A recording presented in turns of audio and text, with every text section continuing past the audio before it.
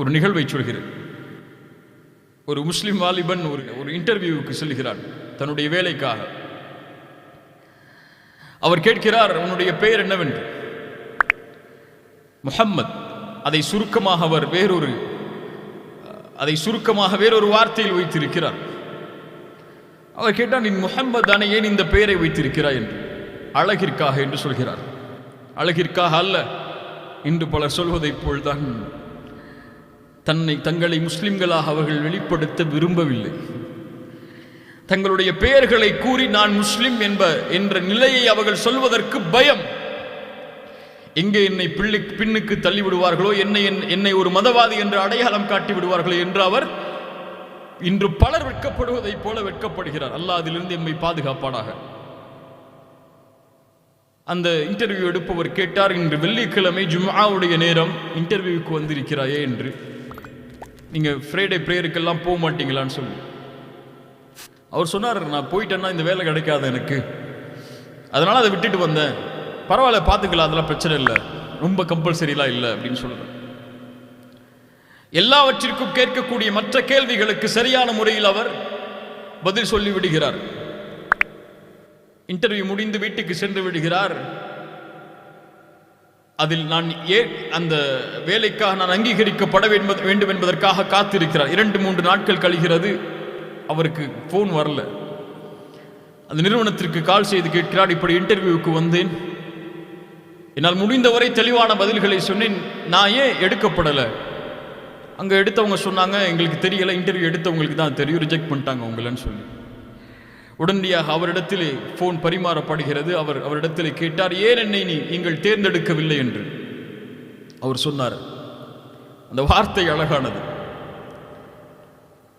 நீ ஏற்று வாழக்கூடிய வாழ்வு முறைக்கு, அந்த மார்க்கத்திற்கே நீ நேர்மையாக நடக்காத போது உன்னை நிறுவனத்தில் எடுத்தால் எப்படி நேர்மையாக இருப்பாய்? உன்னை நீ முஸ்லிமாக வெளிப்படுத்துவதற்கு, நீ பின்பற்றக்கூடிய தீனுக்கே நீதியானவனாக நீ இல்லாத போது ஒரு காசுக்காக நீ வரக்கூடிய நிறுவனத்திற்கு நீ எப்படி நீதியாக இருப்பாய் என்று கேட்டார். அல்லாஹு அக்பர். அல்லாஹ்விடத்தில் இருப்பதை ஒருபோதும் அவன் அனுமதிக்காததை கொண்டு பெற்றுவிட முடியாது. கண்ணியம் என்பது அல்லாஹ்வுடைய தீனில் யார் ஒருவர் கண்ணியத்தை மற்ற வழிகளில் தேடுவாரோ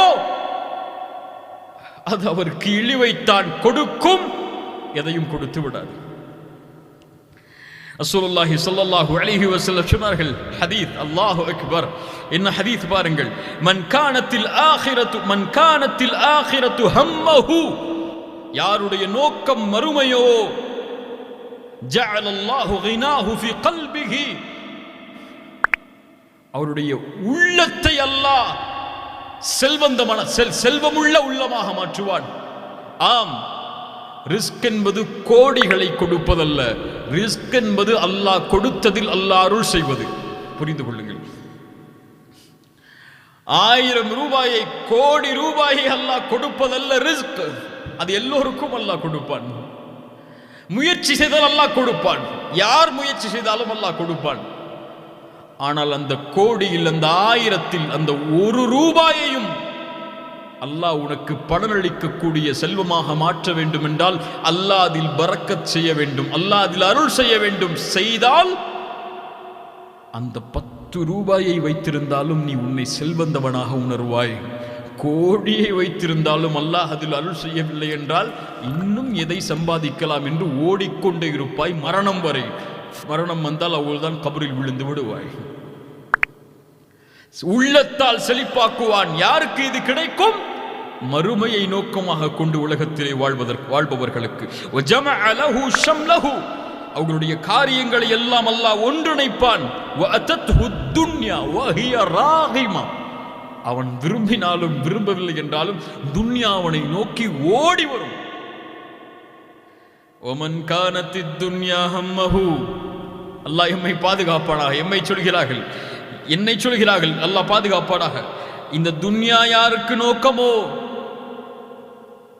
ஜஅலல்லாஹு ஃபக்ரஹு பைன ஐனைஹி, அல்லாஹ் நம்முடைய நிலையை சீர்படுத்தட்டும். அல்லாஹ் ஏழ்மையை அவர்களுடைய கண்களுக்கு முன்னால் ஆக்கி விடுவான். இந்த ஏழ்மையை செல்வம் இருந்தாலும் ஏழ்மையாக வாழ்வான். காரியங்களை அல்லாஹ் விளக்கி விடுவான். அவனுக்கு அல்லாஹ் நாடியதை தான் இந்த உலகத்தில் அவன் அடைந்து கொள்வான். விதிக்கப்பட்டதுதான் அடையுமே தவிர அவனுடைய ரிஸ்க் பறக்கச் செய்யப்படாது. அவனுடைய வாழ்வாதாரம் செழிப்பாக்கப்படாது. கோடிகளை வைத்திருந்தாலும் ஒரு நோயை கொடுத்தால் அந்த கோடிகள் மருத்துவமனையில் கழிந்துவிடும். ஒரு 100 ரூபாயை கொடுத்திருந்தாலும் அல்லாஹ் அதில் நோய் இல்லாத வாழ்வை கொடுத்திருந்தால் அல்லாஹ் அக்பர். எது ரிஸ்க்? எந்த ரிஸ்கில் அல்லாஹ் பறக்கச் செய்திருக்கிறான்? சுப்ஹானல்லாஹ். அல்லாஹுடைய அந்த நிலைப்பாட்டில், அல்லாஹுடைய அந்த நிலையில் அல்லாஹ்வை ஏற்று வாழ்பவர்கள் வெற்றி அடைவார்கள். ஏழ்மை சிறந்தது. செல்வத்தில் அல்லாஹ்வை வரம்பு மீறுவதை விட ஏழ்மை சிறந்தது. அல்லாஹ் எம்மை செல்வந்தவனாக ஆக்குவனாக. உள்ளத்தால் கொடுத்ததில் நிம்மதி அடையக்கூடிய வாழ்வை அல்லாஹ் எனக்கும் உங்களுக்கும் தருவானாக.